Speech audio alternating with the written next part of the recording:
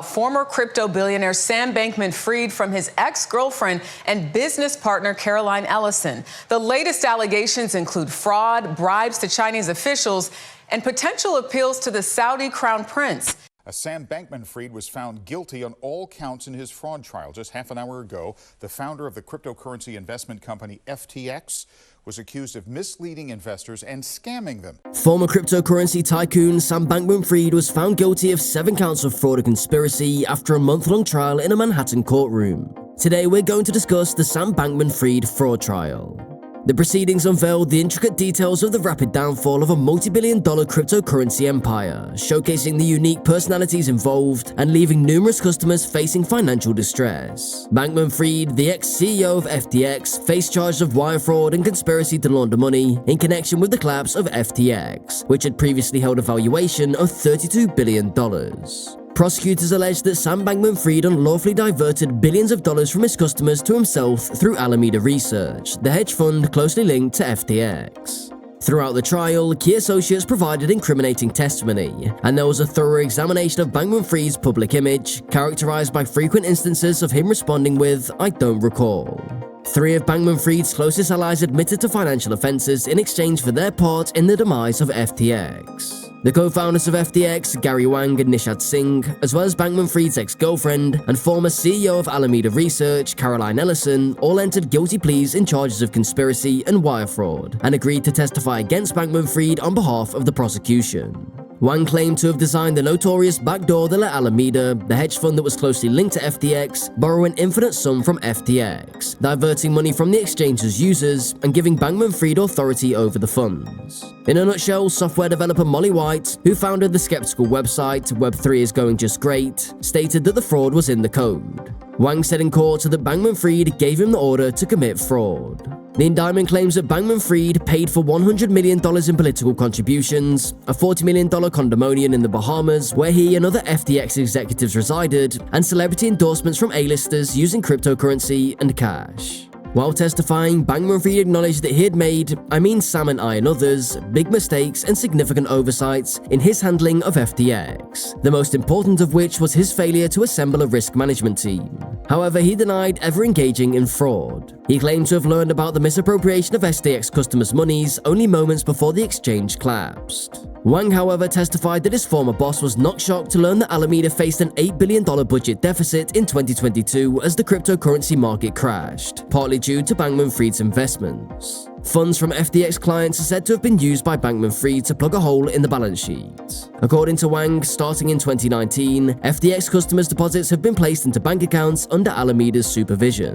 Bankman-Fried's defense emphasized Ellison's failure to hedge Alameda's financial positions and held her accountable for the demise of both businesses. Ellison oversaw Alameda Research as its CEO. She was also the intermittent girlfriend of Bankman-Fried. Nobody is in a better position or closer to Bankman-Fried to provide insight into his behavior. While Bankman-Fried blamed her and denied committing fraud, Ellison stated plainly and concisely that he had. Prosecutor Danielle Sassoon questioned her shortly after she joined the witness stand, asking, "Did you commit any crimes while you were employed at Alameda?" Ellison answered in the affirmative. "When you say we, who do you mean by we?" Sassoon said.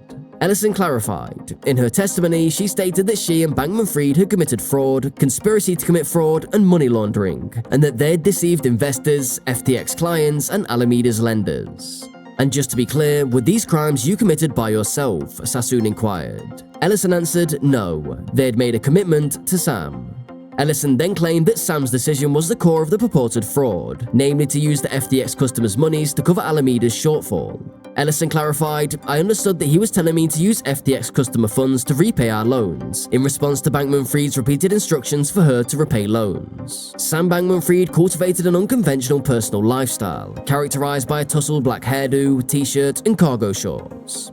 According to testimony, he purposefully crafted his appearance as a distinctive personal brand and as a representative for FTX. Despite the company's resources, he chose a modest sedan over a luxury car, believing it to enhance his image. His disheveled hair, he asserted, held significant value and contributed to the narrative and image of FTX, a viewpoint he maintained since his time at Jane Street, where he believed it resulted in higher bonuses. During the trial, Bankman-Fried faced repeated questions about how his persona and appearance might have been used to deceive investors and customers. The prosecutor inquired, "You mentioned, didn't you, that you kept your hair long because of being busy and lazy?" To which Bankman-Fried responded, "That sounds accurate." Sassoon then questioned whether he had conveyed to a colleague, as reported by the New York Times, "I honestly think it's negative EV for me to cut my hair. I think it's important for people to think I look crazy." Bankman-Fried disputed this exact phrasing, stated, "I don't think I said it in that way." When presented with the New York Times article containing the quoted comment, he vaguely recalled it. Bankman-Fried wore a grey suit and a purple tie in the courtroom instead of his signature t-shirt and cargo shorts, and he chopped his hair for the proceedings. Mark Cohen, Bankman-Fried's attorney, stated during his closing argument that the prosecutor's case rested too much on Bankman-Fried's shabby appearance rather than the merits of his deeds. At his closing argument, Sam's lawyer conceded, "I'll agree that there was a time when Sam was probably the worst dressed CEO in the world and had the worst haircut. However, that is not illegal." Preceding his trial, Sam Bankman-Fried held a reputation as a highly responsible figure in the cryptocurrency sphere, with FTX being regarded as the safest exchange in the industry. Positioned to shape the US regulatory framework for crypto, he provided repeated testimony before Congress and fostered close ties with lawmakers through substantial political contributions amounting to $100 million. Individuals seeking financial and reputational benefits gravitated towards Bankman-Fried's esteemed image. Describing FTX as a family business, he leaned on the guidance of his parents, both legal ethics professors at Stanford. Throughout his trial, both parents were presented daily, and they are currently facing lawsuits from FTX to recover funds gained from the failed exchange. As a consequence of these legal proceedings, the public has gained access to their emails, which reveal aspects that are petty, money-focused, and potentially embarrassing. For instance, Joseph Bankman reportedly found his $200,000 salary for advertising FTX inadequate.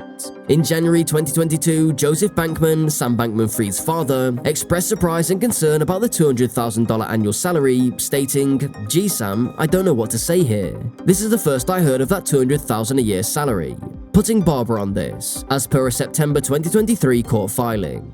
Shortly thereafter, within 2 weeks, he and his wife received $10 million from Alameda Research, along with a $10 million property in the Bahamas. Renowned author Michael Lewis, recognized for works like The Big Short and Moneyball, penned a book titled Going Infinite about Bankman-Fried.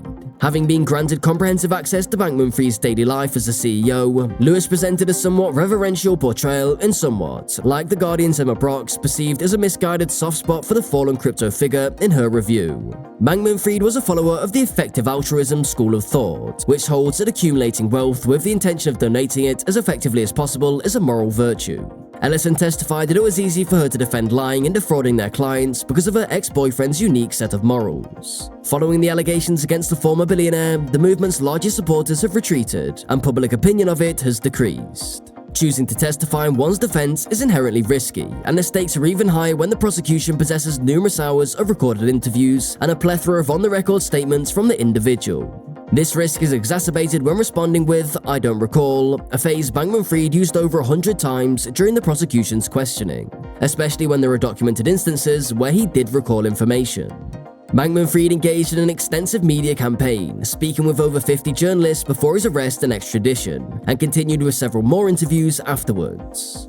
The prosecution capitalized on these interviews during cross-examination, confronting Bankman-Fried with his own statements whenever he attempted to deflect or evade certain lines of questioning. In a notable and contentious exchange, Sassoon questioned Bankman-Fried about the sincerity of his congressional testimony supporting regulation, suggesting it might merely be for public relations, a claim Bankman-Fried refuted.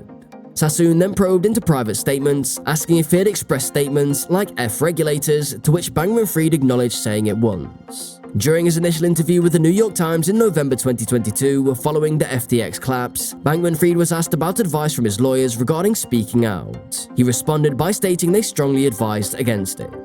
That's all about today's video. If you like this video, don't forget to like and subscribe to our channel. Also, press the bell icon to get notified in our upcoming videos. Do let us know your opinion in the comments section below.